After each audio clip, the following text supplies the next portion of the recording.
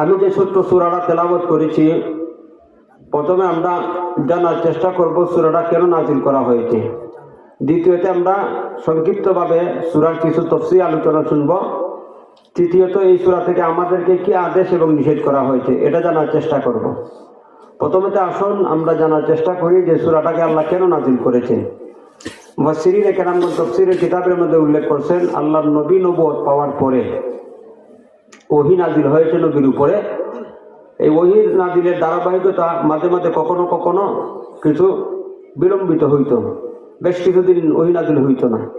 তো মক্কি জিন্দেগির মধ্যে আল্লাহর নবী মক্কায় যখন অবস্থান করতেছিলেন, তখন কোনো এক কারণে ওহী নাযিল বন্ধ ছিল। কতদিন বন্ধ ছিল এই ব্যাপারে অনেক মত পার্থক্য আছে উলামায়ে কেরামদের মধ্যে। তাফসীরে জালালাইনের মধ্যে জালালউদ্দিন মুহাল্লি রাহিমাহুল্লাহ উনি উল্লেখ করেন 15 দিন ওহী বন্ধ ছিল।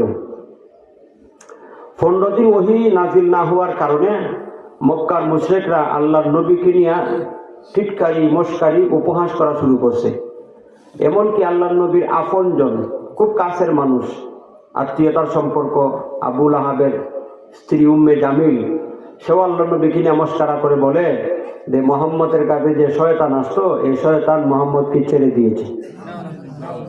এতো আসতে বললেন, জুড়ে করে নাউযুবিল্লাহ। আল্লাহর নবীর কাছে কি শয়তান আসতো? জিবরিলের শয়তান বানাইছে। হেরাতে শয়তান, এই জন্য জিবরিলের শয়তান বলে। আর আরবিতে একটা কথা আছে, কুল্লু ইনাইন ইয়াতারাশাহু মা ফিহি। বোতলের মধ্যে যা আছে উফুত হলে তাই করে। আর এই বোতলের মধ্যে কি আছে? জুড়ে বলেন। এখন ডিপা খুললে যদি উফুত করেন কি করবে? দুধ।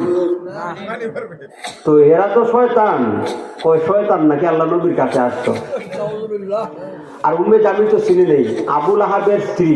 আর আবু লাহাব হচ্ছে আল্লাহর নবীর আপন চাচা, আব্দুল্লাহর আপন ভাই। আল্লাহ নবীর বাবার নাম আব্দুল্লাহ, আব্দুল্লাহর আপন ভাই, আব্দুল মুত্তালিবের আপন ছেলে। এবার আপনজন যখন শত্রু হয়ে যায় না, বড় কষ্ট লাগে। দূরের মানুষের শত্রুতা করলে মাইনে নেওয়া যায়, কিন্তু আপনজন, ঘরের সদস্য, নিকট আত্মীয় লোকেরা যদি দুষ্টামি করে বা এই কুচ্ছারটনা করে, গীবত শেকায়ত করে, দুশ্চর্চা করে, তো কষ্টটা বড় বেশি লাগে, ঠিক না? আল্লাহর নবীর আপন চাচি উম্মে জামিল মন্তব্য করেন, মুহাম্মদের কাছে যে শয়তান আইতো, শয়তান ওখান তারে ভুলে গেছে। নাউযুবিল্লাহি মিন যালিক। এমনকি বলতো যে আল্লাহ তারে ভুলে লইছে। এমন যেন ওহী নাযিল হয় না, আল্লাহর নবী এই কথাগুলি শোনার পরে বড় কষ্ট পাইতে, যেমন আমরা স্বাভাবিক